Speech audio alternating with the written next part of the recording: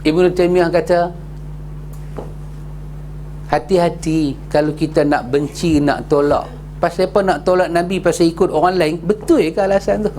Betul ke cara fikir lagu tu? Pasal apa kau tolak Nabi? Pasal nak pertahan mazhab kau. Hadis dia lemah ke? Ini semua aku tak mau ambil tahu. Kira aku mazhab aku.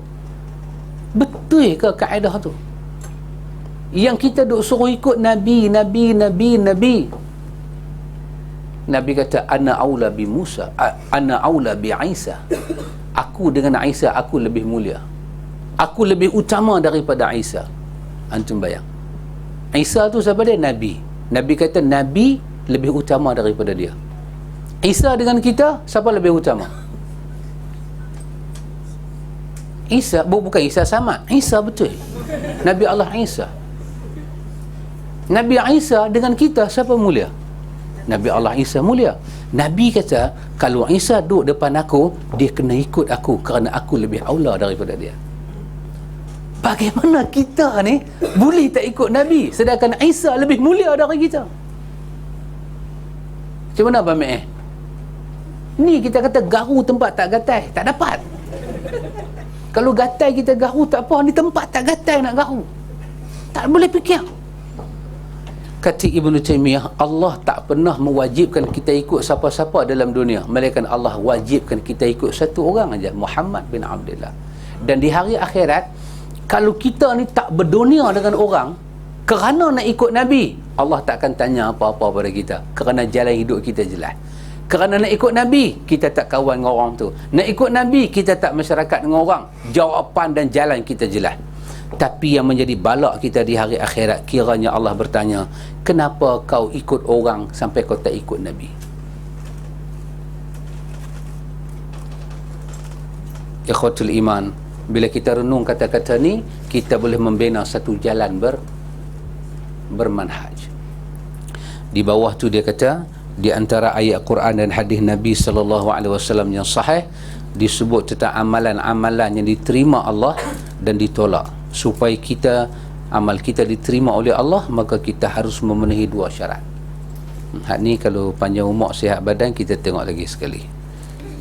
Wallahu a'lam.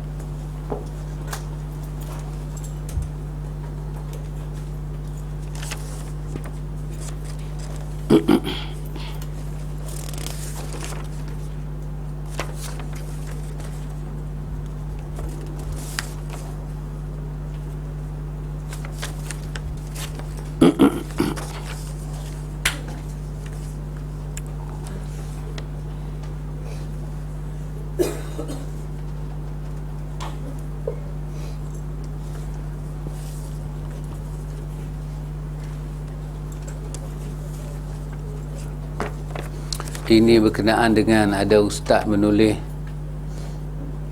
Ibnu Taimiyah dan Ibnu Qayyim sesat. Kitab karangan Ibnu Qayyim di Isytihar sesat. Jangan kamu membaca apa yang terkandung dalam kitab Ibnu Taimiyah dan muridnya Ibnu Qayyim. Di antara kitab Ibnu Taimiyah mengandungi fahaman menjurus kepada tajsim. Bahkan sebagian ulama menegaskan bahawa itu fahaman tajsim.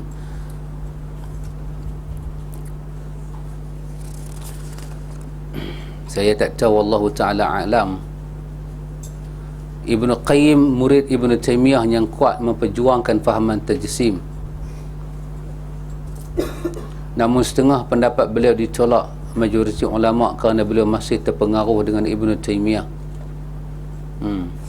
Saya tak tahu, wallahu ta'ala alam, kalau ustaz ni memang kitab Ibnu Taimiyah ada di rumah dia, ataupun dia mendengar tentang Ibnu Taimiyah daripada mulut orang lain dan dia buat artikel. Wallahu ta'ala alam. Bacalah Majmu' Fatawa. Ibnu Taimiyah tulis setebal itu, nama kitab Al-Iman. Baca kitab tu. Apa yang tak kena? Ibnu Taimiyah menulis macam ni punya set tu, ada Minhajus Sunnah, menjawab akidah Syiah, Qadariyah, Mu'tazilah, jawab. Jual macam tu tu ada. Ibnu Taimiyah menulis tafsir macam tu tu ada 30 juzuk. Majmu'ul Fatawa macam ni, kalau saya buka tangan tu ada, timpa atas kaki, kalau tak patah pun retak. Majmu'ul Fatawa macam tu punya tu ada. Ya. Baca tengok tak mana sesat. Dia menulis akidah wasatiyah, baca tak mana perkataan dia sesat, tak mana dia mentajsimkan Tuhan. Tak ada. Saya taklah kata apa-apa, cuma saya kata buktikanlah kalau dia boleh bawa, buktikanlah. Dan saya berani menyatakan apa dia, ini semua penulisan seenak dewe, tak ada rujukan, tak ada rujukan. Bagilah vitamin pada mereka ini, ikhwan. Masuk tandas tutup kepala, adakah ini hadis yang sahih? Tak ada. Adab masuk tandas apa dia? Pertama, masuk tandas bila rasa nak masuk. Itu nombor satu. Jangan duk pergi masuk tandas. Tak ada. Bila rasa nak masuk baru masuk. Itu yang pertama. Yang kedua, masuk tandas apa dia? Dengan baca doa. Bismillah, sebut nama Allah. Ketiga, kita masuk tandas dengan kaki kiri. Kemudian kita qada hajat. Bila kita qada hajat, jangan kita menyusahkan orang bila kita qada hajat. Najis tak selesai dengan bau dia. Nabi kata dilaknat oleh Allah orang yang qada hajat macam tu. Habis dah selesai semua gedebang-gedebung, kita keluar kaki kiri, sebutlah alhamdulillah ghufranak. Habis. Kaki kanan. Saja test market. Saja. Ustaz-ustaz memang suka test market. Keluar kaki kanan, bismillah. Habis. Masuk tandas dengan kasut. Riwayat tak sebut, tapi Nabi dengan kasut. Pasal Nabi tak ada tandas macam kita ni. Memang Nabi dengan kasut. Dan doktor boleh buat pengesahan dalam tandas ni ada apa tu, cacing kecil-kecil tu. Memang ada, ya. Pakai tandas, pakai kasut, memang betul, menepati sunnah. Adapun tutup kepala atas kita, rasa nak tutup hujan kan, tutuplah kepala. Dalam rumah kita, tandas dalam bilik tidur ada semua. Kadang-kadang tandas orang ni kita pergi aircon, tambah duk kencing tu tergedik-gedik dengan sejuk. Aircon. Ampun. Duit dia banyak sangat, dia tak tahu nak buat apa cik. Saya kata dekat dia, nak pakai tandas dia tak, nak terkencing ni. Buka tandas dia kapek. Kita orang kampung jenis perak, kita mula aku nak kencing tak mana ni, kapek. Dah kapek aircon sampai terkencing tergedik-gedik. Lagu tu punya cantik, nak tudung kepala buat apa? Nanti kalau kita tak tudung kepala, nanti syaitan ambil najis buah atas kepala kita. Al-khubus wal khaba'ith bukan kerja dia pergi pegang najis orang. Al-khubus wal khaba'ith kerja dia bagi wah-wah. Tu nama setan tu khubus wal khaba'ith, dia bagi wah-wah. Dia bisik kat telinga kita, hang basuh tak cuci ni, hang basuh tak cuci, basuh lagi. Basuh punya basuh sampai ayak kena catu. Tu dia punya basuh. Dia basuh apa tu? Ni basuh najis kah? Sama ni. Itu kerja al-khubuth wal khaba'ith. Dia tengok najis kita pun dia tak lalu, dia pun duk buat hidung lagu tu. Alamak, dia ni main pula dah. Pasal apa lah dia nak pibuh hati kepala kita najis. Yang ni semua riwayat yang nama dia katun, riwayat kalang kabut. Pakai kasut silakan, memang sewajarnya kita pakai kasut. Lain tidak ada. Nak duduk macam mana? Janji dia mau keluar sudah. Ada orang tandas duduk tu kan, antum bayang dia nak pergi berdiri ada tandas duduk tu. Macam mana dia nak buat? Dia kata saya tak puas Ustaz, saya mau tandai hak biasa ni, dapat tandas duduk tak boleh buat sunnah. Yang kata berak sunnah ni macam mana? Dia nak lepas cara sunnah macam mana tu? Kita duk fikir nak baca hadis mana melepas cara sunnah ni. Sunnah ni kira hang lepas dengan elok, alhamdulillah, cukup mah. Orang sakit perut, antu tengok muka dia macam mana, peluh turun, pandangan dia kabur. Pasal tu orang sakit perut, dia hanya cuci saja, dia tak perlu mandi. Bila dia buang, satu nikmat dekat dia, cerah biji mata dia. Selagi tak buang tu, tak boleh nak buat apa. Hang bagi rokok pun tak boleh saham. Nikmat Allah bagi kita, kata alhamdulillah. Musibah-musibah dah jelas. Takat tu je lah sunnah dia. Cukup. Nabi sentiasa pakai serban, iya, dalam perjalanan. Nabi pergi qada hajat. Zaman Nabi bukan ada tandas macam kita tempat tertentu. Tidak ada. Tak ada. Aisyah kena keluar daripada rumah, dikepung, di escort Aisyah tu dengan Asma semua. Aisyah nak pergi qada hajat pasal tak ada tanda tepat macam zaman kita.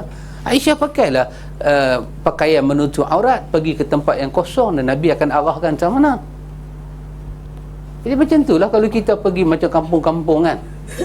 Kampung dulu masa saya belajar dekat Yala tu, mula-mula api naik bukit habak kata sakit perut, dia bagi cangkui, dia bagi torchlight. Saya kata kat dia, bukan nak tanam pokok ubi. Dia kata tadi sakit perut kan. Kita dengar lagu tu sebulan tak pergi tandas. Lagu tu memang kita kena keluar outside. Cari orang tengok macam nak berkebun, cari keluar outside, duduk situ. Memang kena pakai jubah, bukan sunnah pergi tandas pakai jubah. Kita keluar memang kena tutup aurat lah. Bukan mesti masuk tandas pakai boleh. Kita nak pergi tandas pakai payung pun boleh kalau siling kita bocor. Payung ceti hak hitam tu kan picit, dia kata bocor siling lah pakai payung. Dia bukan mesti di rumah kita kan macam tu. Tapi riwayat ni semua tidak ada.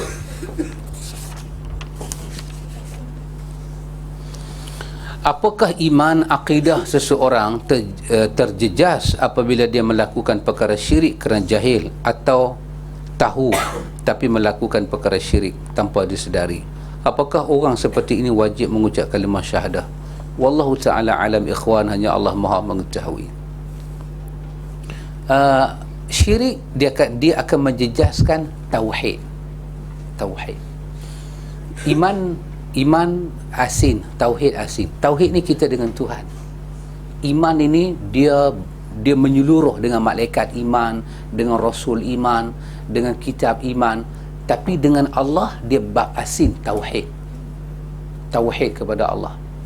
Syirik ni dia menjejaskan tauhid uluhiyah terjejas, rububiyah terjejas, asma dan sifat terjejas.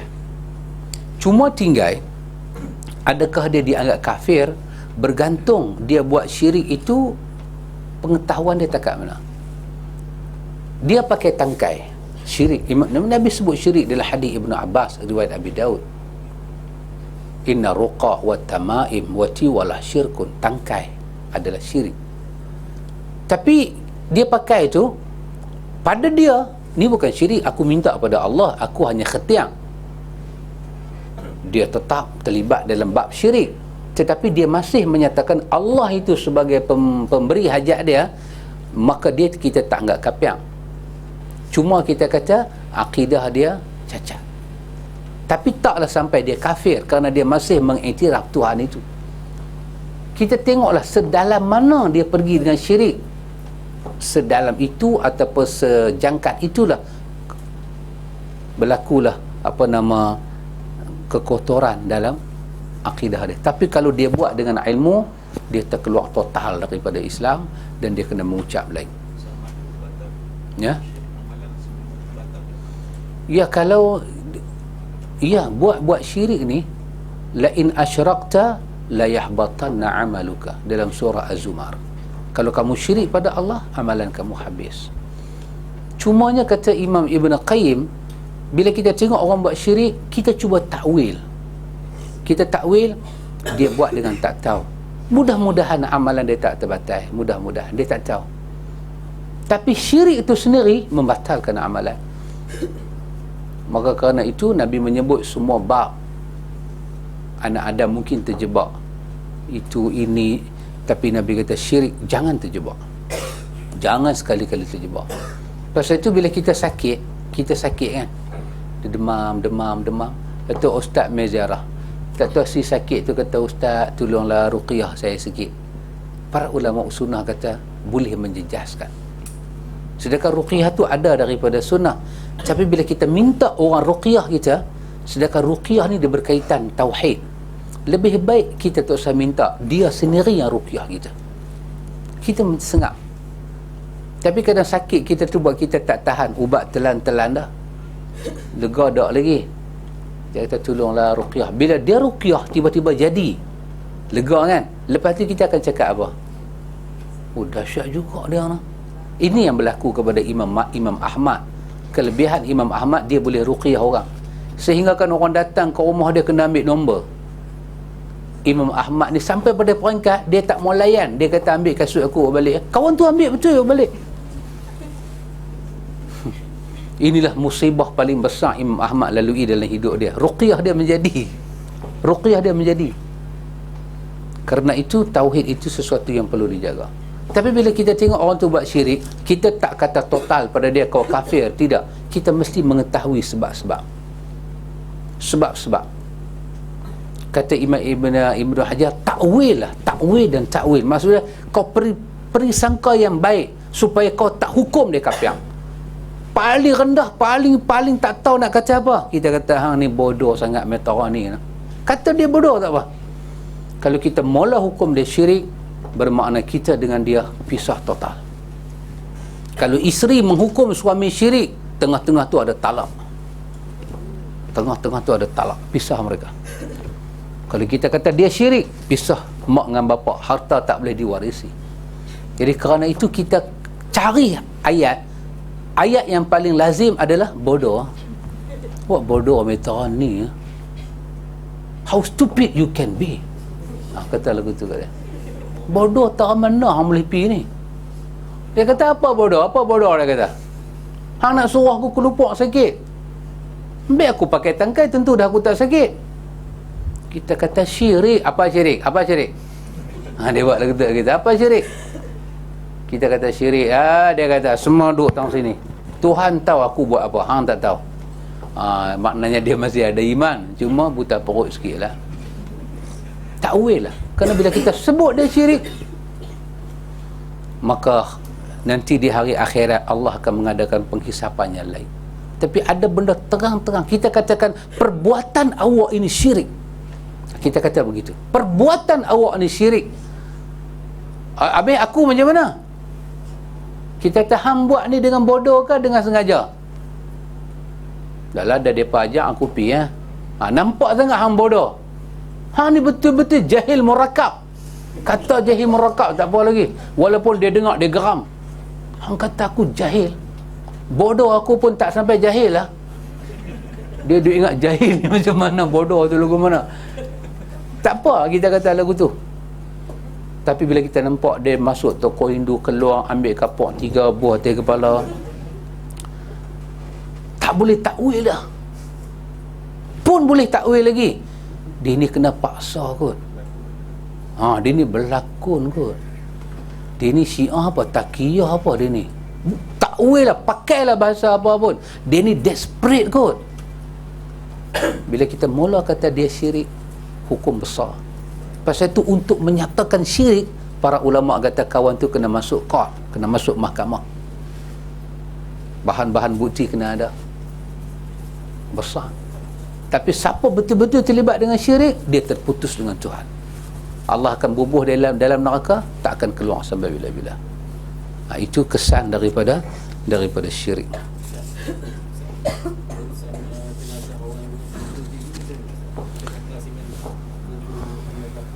Ya, kalau orang tu katalah dalam masyarakat kita confirm dia syirik, Bunuh diri.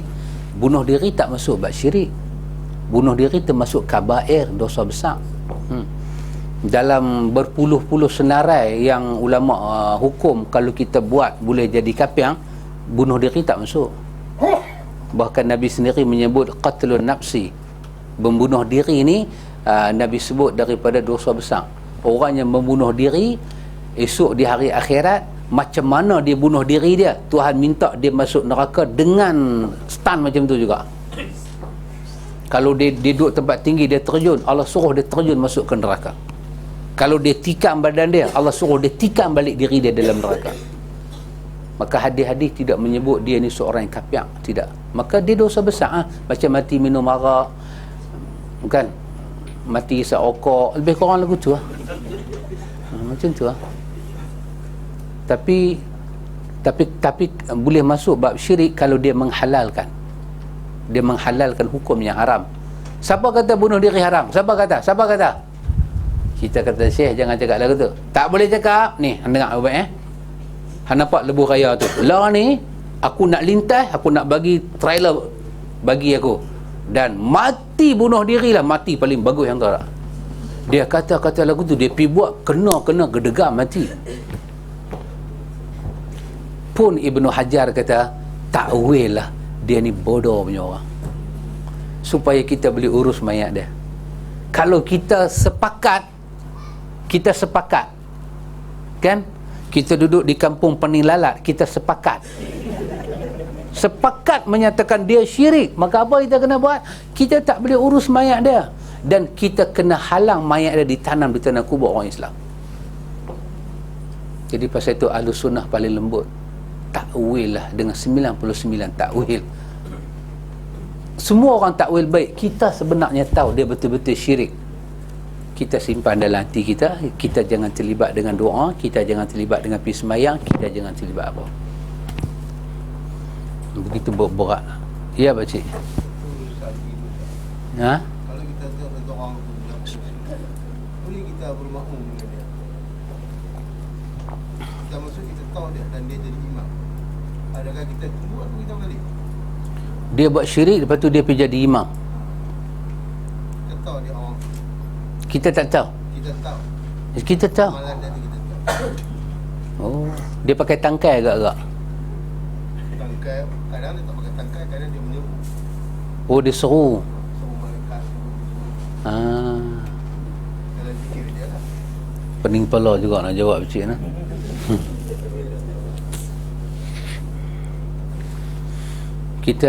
Kita apa? Dia suruh malaikat nah. Dia suruh, hai Jibril, hai Mikail. Ini semua ucapan-ucapan yang tak elok. Kan lagu yang dia buat tu kan, siapa dia? Apa? Ada ekor lah kan, Bismillah Jibril, Bismillah Mikail, kan? Ini semua termasuk benda-benda lagu tu. Ini semua kerja siapa pakcik? Ini semua kerja orang sufi. Orang sufi. Dalam sunnah tak ada doa Nabi, Allahumma rabba Jibril wa Mikail wa Israfil anta fatiras samawati wal ardh. Hadis Aisyah, hadis Bukhari, hadis Muslim. Tak ada lagu tu. Jadi dia pun ni tahu apa, dia pun menyanyi je. Album boleh dipasarkan. Yang buat lirik tu pun tak mengaji Ahlus Sunnah, Ihsan Ta'lim pun tak mai. Ya, konak lagu tu buat lirik menyanyi. Budak-budak muda lagu tu sedap. Hafal, bukan tahu apa pun, tak tahu apa pun. Kita boleh kata apa? Semoga Allah mengampun depa lah. Dan kita menyatakan bahawa pasal apa? Bukti dia semayang. Bila dia semayang, maksudnya dia sembah Allah. Artinya dia tidak mengiktiraf benda dia buat tu syirik. Kita masukkan dia di dalam orang yang melakukan dosa-dosa besar. Kalau dia buat syirik dan dia akui syirik, dia tak akan semayang. Untuk apa dia sembahyang lepas tu dia pakai tangkai? Kita lepas sembahyang kan, sajalah macam pakcik kata lah. Pakcik kata kan, kita tahu dia buat lagu tu, kita terus pergi direct. Sekiranya kita berani lah, kita terus bagi satu bahasa bagi dia panas telinga. Mayang buat apa? Ada guna ke hang sembahyang? Kata kat dia macam tu. Lepas tu kita tengok apa dia jawab. Sama ada dia jawab ataupun dia buat penampak dengan kita. Salah satu mesti jadi. Dia pukul kita kata nanti. Hang pukul aku buat apa? Hang semayang tapi hang suruh malaikat. Hang semayang hang pakai tangkai. Ni syirik lah, brother. Dia kata kita kepala otak hang syirik. Mengaji tak habis ajak orang. Ni bukan syirik. Ni aku bersahabat dengan malaikat. Aku bukan sembah malaikat. Aku sembah Tuhan, aku sembahyang. Maknanya dia tak mengiktiraf dia buat tu syirik. Kita kata apa yang dia buat itu termasuk dosa besar. Kalau dia menyatakan dia tak syirik, apa hak kita nak kata dia syirik? Maka kita masuklah bab dia tu daripada dosanya besar kerana dia ni bodoh punya orang. Dia tak tahu tak boleh suruh malaikat. Dia tak tahu. Dan dia tak tahu suruh malaikat itu masuk bab syirik. Dia tak tahu. Maka kita jangan masukkan dia bab syirik. Kita masuk bab dosa-dosa besar yang wajib bertaubat kerananya. Pasal dia semayang. Kecuali dia letak kepala tengkorak dengan pakai dengan asap semua naik berdebam, dia puja. Tapi kalau dia puja tak syirik, sekadar menurun, tak apa. Dia kata, wahai mambang, tolong standby, rezeki kita sudah sampai. Itu tak syirik lagi. Itu tak syirik lagi. Pasal dia tanya, ni ayam sembelih kan lenggak motorkar? Dia tanya. Itu menunjukkan dia jaga halalan thayyiban. Dia jaga makan, dia jaga. Yang tu tak masuk bab syirik. Yang ni dia letak kepala tengkorak betul-betul, dia duk puja, lepas tu semayang pun tak. Memang total dia masuk bab syirik. Kalau dia mati, kita jangan ziarah. Dalam mazhab Syafi'i, kalau orang ni mati, ambil daging dia, boleh buang mayat dia ke tong sampah, boleh bagi anjing makan. Tak tanam pun tak apa. Cuma bila nampak busuk sangat, skop, buang lagu tu lah. Begitu jenazah orang syirik. Jenazah orang syirik sebegitu. Ali suruh bakar jenazah orang syirik. Bakar je jenazah dia, baik dimakan api reput, ambil abu dia, buang atau mana-mana. Tak ada guna dah. Nak hormat apa, dia akan masuk neraka. Apa itu bila orang tu buat, kita kena kita hanya menyatakan perbuatan manusia boleh syirik, tapi kita tak tuju dengan jari kita hang orang syirik. Antara syirik dengan perbuatan dua benda yang berbeza. Pasal itu kita hukum benda syirik. Orang tu kita kena tengok lah. Boleh pakcik nah? Pakcik boleh faham ke? Pakcik tak faham lagi?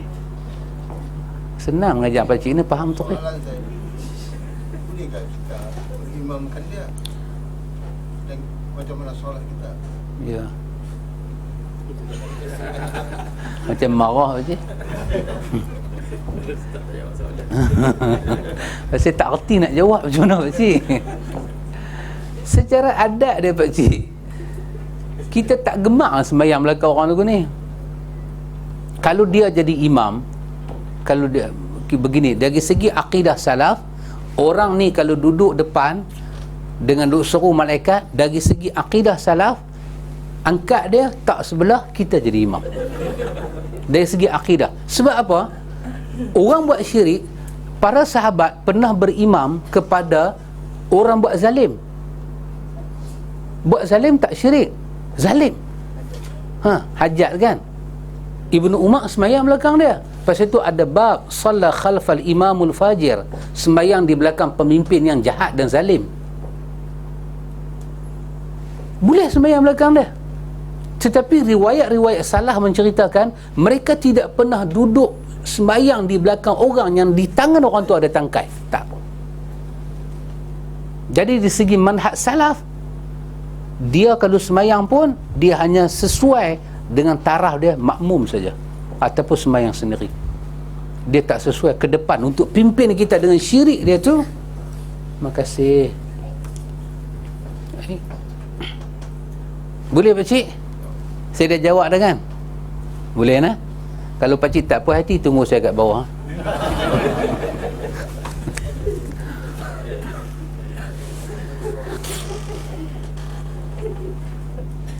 Ayam sufi didengarkan ayat-ayat Quran boleh makan. Soalan dia, ayam sufi ni ayam yang dengar Quran.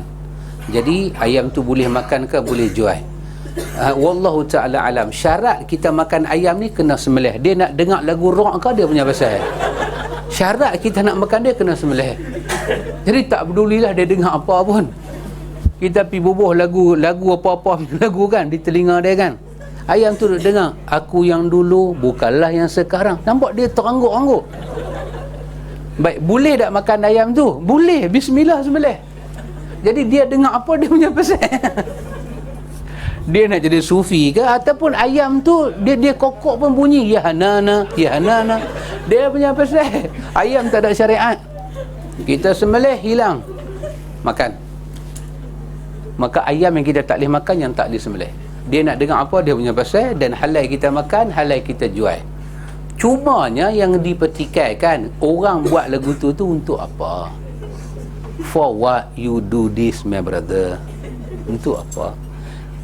Dia kata ada kajian. Kalau kajian kita kena tanya doktor. Dia kata ada kajian. Temikai di India, mereka bagi temikai tu dengar lagu. Mereka bubuh tu hak besar kat temikai tu, pasang lagu 24 jam. Mereka dapati temikai yang dengar muzik ni, dia lebih besar daripada temikai tak dengar muzik. Maka dia cuba teori. Dia baca Quran.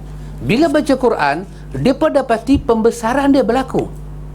Gebu temikai tu lebih daripada temikai yang tak dengar Quran, kata mereka. Maka dia buat ni, masuk ke teori kedua, ambil ayam bagi dengar ni, kemudian depa sembelih. Ayam tu depa simpan lebih tahan lama daripada ayam yang tak jadi sufi ni. Depa kata ada kajian. Kita kata ikut suka hang yang nak berniaga. Kita boleh beli tak? Boleh beli. Pasal dia sembelih, makan lah. Bismillah. Tak ada apa-apa dengan kita. Jual beli kita sah, makanan kita sah. Cuma dia punya fahaman tu lagu tu, nak kata apa kat dia? Kita kata Nabi suruh kita sembelih binatang, baca bismillah. Cukup dah, bismillah. Tak payah Quran 30 juzuk itu. Kacau. Nanti para doktor pula kan, ubat-ubat yang di 30 juzuk kan, lebih gemuk ubat tu. Sepatut makan 2 biji, lah makan setengah biji aja. Tiba-tiba cipta pula satu ubat, bagi 30 juzuk Quran. Makan ubat tu terus boleh hafal 30 juzuk Quran. Dia nanti mai kalang kabut tu. Jadi soalan dia, boleh tak makan? Boleh. Syarat dia sembelih, makan. Bismillah. Dia nak sufi, dia punya pasal kat dia. Aduh, ya Allah. Jika seorang suami, bahasa dia cantik juga. Jika seorang suami menghamilkan wanita, jika seorang suami, dia lelaki orang, dia menghamilkan wanita bukan isteri dia, kemudian menikahi wanita tersebut, lepas wanita tersebut hamil 2 bulan, dapatkah anak dari isteri pertama menjadi wali kepada anak isteri kedua? Dapatkah anak dari isteri pertama pada satu bapa? Satu bapa. Kalau satu bapa boleh. Cuma mazhab khilaf, dia sekurang-kurang berapa bulan Ustaz Yuk? 6 bulan. Dia dari tarikh dia kahwin sampai dia bersalin tu, syarat anak buah bin dia 6 bulan. Ni baru 2 bulan. Boleh boleh boleh buah bin dia. Ini daripada surah Al-Ahqaf. Surah Al-Ahqaf, Allah menyebut tentang tempoh sekurang-kurang mengandung tu kan 30 bulan. Jadi dia mengandung 2 bulan, kahwin, maka boleh dibinkan kepada dia. Jadi kalau binti itu berlaku, maka maknanya nasab tu diterima, maka anak bini lama dengan anak bini baru ni jadi satu bapa. Satu bapa boleh jadi wali. 9 ke? Silap 3 bulan. Tu baby siapa tak tahu lah tu. 3 bulan 30 bulan pula. Lama tak mengandung kan terlupa orang.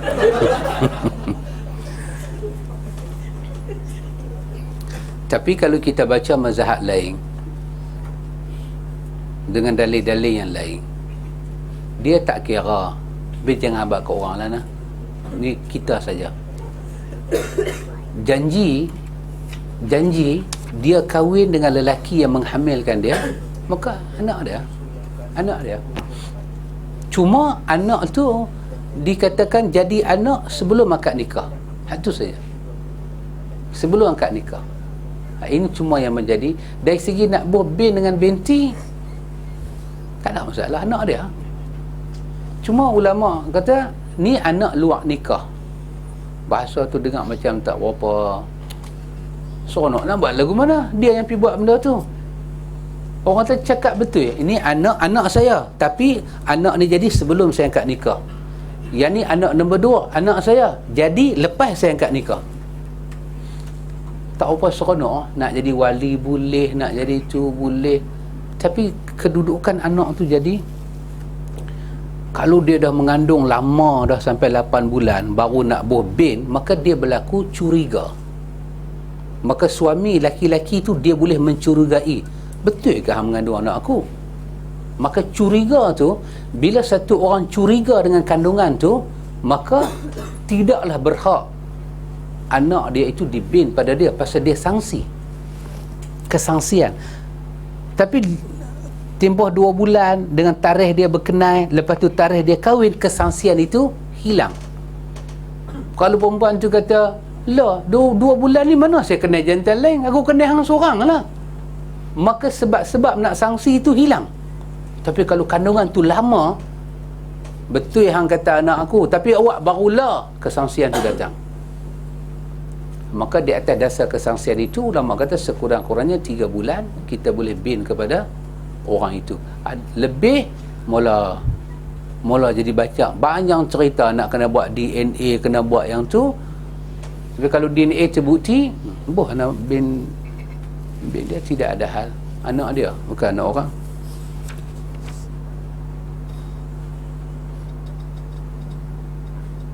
Hadis awaluhu rahmah wa awsatuhu maghfirah. Hadis ni hadis yang tidak ada apa status hadis ni. Imam Ahmad kata hadis ni tidak ada hujah, tinggalkan dia. Kerana dalam hadis ni ada siapa dia? Ada Ali bin Zaid bin Ja'dan. Dia seorang rawi yang dipertikaikan kedudukan dia. Seluruh bulan Ramadan rahmah, seluruhnya maghfirah, seluruhnya mendapat ampun daripada Allah. Dia bukan fasa 1, fasa 2, fasa 3. Riwayat itu daripada Salman, disebut oleh Ibnu Khuzaimah, dengan Ibnu Khuzaimah menyatakan kedudukan hadis ini tidak sahih. Jadi orang baca, orang nisbah pada Ibnu Khuzaimah, tapi tidak membaca statement Ibnu Khuzaimah. Imam Ahmad kata pada hadis ini tidak ada hujah. Dan beberapa ulama hadis lain menyatakan hadis ini matruk dan hadis ini kita tinggalkan. Begitu.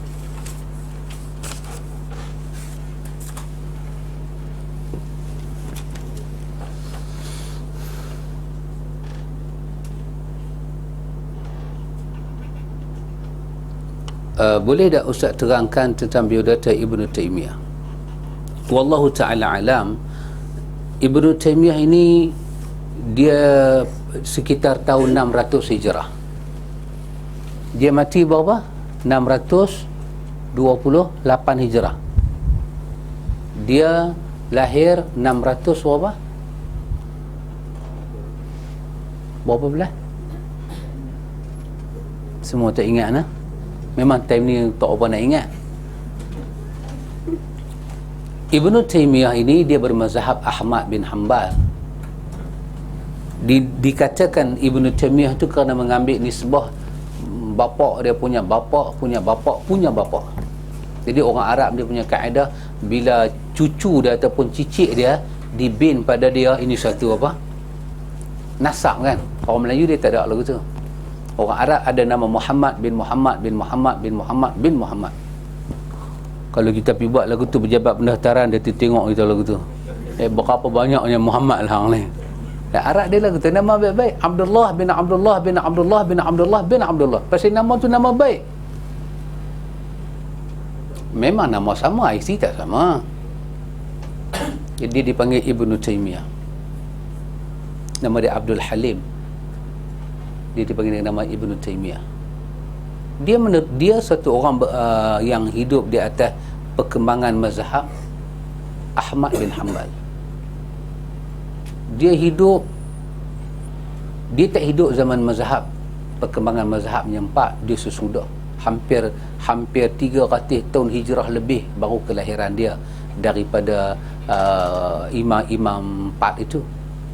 Hampir 300 tahun hijrah lebih, 400 tahun lah kita kata, 200 tahun depa campur 400 tahun, 600 tahun hijrah baru lahir Ibnu Taimiyah. Allah bagi pada dia otak bagus, hafal Quran dapat, mengaji hadis dapat, otak bagus. Ada satu istimewa dia ni, Allah bagi ke dia, yang ulama lain ada istimewa tapi mereka tak dapat macam dia. Apa dia? Allah bagi kepada dia bila satu-satu hadis dia baca, bukan saja dia kuasai tentang matan dan sanad, tetapi dia boleh memahami sirah hadis. Sirah hadis ni, latar belakang hadis itu dia boleh faham, yang kebanyakan kita tak boleh faham. Dia berhujah dalam kitab dan Minhajus Sunnah berkenaan dengan Mu'tazilah. Dia kata apa? Dia kata mudah-mudahan di hari akhirat nanti sebahagian jasa Mu'tazilah itu diangkat oleh Allah dan sebahagian kesalahan mereka diampun oleh Allah. Dia boleh bahas Mu'tazilah dalam rentak tu. Ulama-ulama lain membahas Mu'tazilah dalam keadaan kafir. Mu'tazilah ni kafir. Tapi Ibnu Taimiyah, dia boleh membahas Mu'tazilah dalam suasana tu, sebab dia faham dalil Mu'tazilah tu, dia faham maksud dia faham, yang ulama lain tak boleh faham.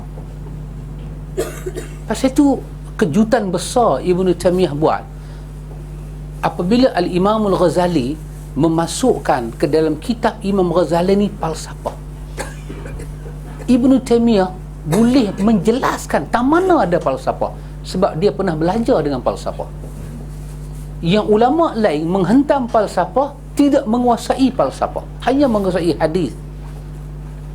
Jadi dia kritik dalam sudut hadis lah. Hadis menyatakan Allah ada di langit. Ulama lain kata kita kena kata Allah ada di langit. Berdasarkan ayat Quran, berdasarkan hadis, Quran itu kalam Allah. Kalam Allah. Siapa kata lagu lain, salah. Tapi Ibnu Taimiyah, dia boleh datang, bukan saja dia baca nas ni, dan dia boleh faham dalil kenapa mereka kata Quran bukan kalam Allah. Dia boleh faham yang tu. Bila dia boleh faham benda lagu tu, maka dia boleh bercakap benda yang orang lain tak boleh cakap. Dia boleh kata Mu'tazilah ada sumbangan dalam Islam, kesalahan dia mesti dibetulkan, kebaikan dia mesti diberi pengiktirafan. Dia kata kalau Mu'tazilah tak sebut Quran itu makhluk, nescaya akan melaluilah kita ni satu zaman di mana Islam boleh hancur. Kerana perdebatan di antara Islam dengan Kristian tentang Isa. Isa bertanya kepada para ulama, apa Kristian bertanya apa kedudukan Isa? Mereka menyatakan Isa jadi dengan kalam Allah. Mereka bertanya, kalam Allah tu makhluk ke apa? Ahlussunnah menjawab, kalam Allah bukan makhluk. Isa jadi dengan kalam Allah yang bukan makhluk. Jadi apa kedudukan Isa? Isa makhluk ataupun tidak? Kerana Isa jadi dengan kalam Allah. Kalam Allah bukan makhluk. Kalau kalam Allah bukan makhluk, bermakna Isa bukan makhluk. Maka betul lah Isa bukan makhluk. Dia anak Tuhan. Dia jadi dengan kalam Tuhan. Kami sembah dia, kami puja, betul. Mu'tazilah nak membela Islam. Mu'tazilah menyatakan kepada Kristian, kalam Allah adalah makhluk. Kenapa? Untuk menyatakan Isa juga adalah makhluk. Ibnu Taimiyah kata sesungguhnya niat mereka bersih nak membela Islam, mudah-mudahan dipertimbangkan oleh Allah, tetapi hujah mereka salah. Ulama lain tak nampak benda ni, dia nampak.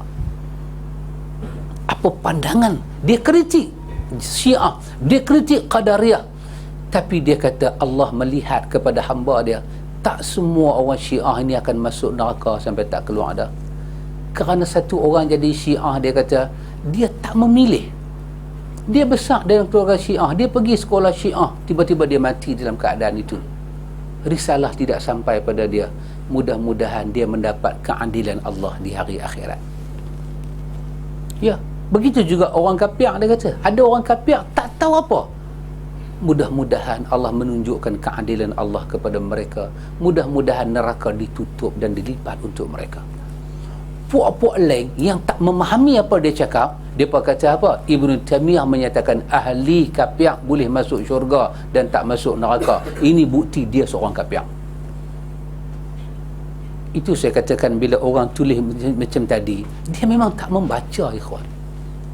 Tak membaca punya orang. Mana Ibnu Taimiyah sampai pada peringkat Imam Ibnu Qayyim banyak meriwayatkan tentang dia, kan? Apa dia kata? Dia kata siapa-siapa yang tak boleh merasa di dunia ni ada syurga, kemungkinan dia tak akan masuk syurga di akhirat. Sesungguhnya, kata Ibnu Taimiyah, apa yang musuh aku buat pada aku, mereka datang kepada pemerintah, mereka bisik pada pemerintah, tangkap dan masukkan aku kepada penjara. Semua itu tak dapat memisahkan aku dengan syurga aku, kerana syurga dan taman aku berada dalam hati aku. Sunnah adalah syurga di sisi Allah, maka aku telah hidup dan aku telah belajar dan mengamalkannya. Mereka boleh pisah aku dengan semua benda, tapi mereka tak boleh pisahkan aku dengan perkara ini. Orang nak cakap macam tu, oh dahsyat ikhwan, apakah jiwa yang dia faham tentang sunnah. Jadi kelebihan dia banyak, sehingga kan kata Syed Sabit yang menulis fikih sunnah pernah kata, seorang ulama agak tidak sempurna ilmu dia kalau tidak membaca tulisan Ibnu Taimiyah. Lebih-lebih tulisan dia tentang akidah, sangat menarik. Bacalah Aqidah Wasatiyah, menceritakan tentang sifat Tuhan dengan dalil, dan dia tolak pandangan orang dengan ilmu, dan dia mampu faham musuh tu punya maksud, dia faham yang sebagian orang tak boleh faham. Wallahu ta'ala alam, ikhwan. Semoga Allah merahmati kita. Kalau kita ada buku yang buku seperti tulisan dan murid dia Imam Zahabi, Siyar Alam An-Nubala, Ibnu Kathir murid dia Bidayah wa Nihayah, di situ ada kisah kehidupan Ibnu Taimiyah. Ibnu Qayyim selalu kaitkan perkataan Ibnu Taimiyah. Kita boleh jumpa banyak, insya-Allah. Wallahu ta'ala a'lam. Semoga diberkati Allah dunia sampai akhirat. Subhanakallahumma wa bihamdika, asyhadu an la ilaha illa anta, astaghfiruka wa atubu ilaik.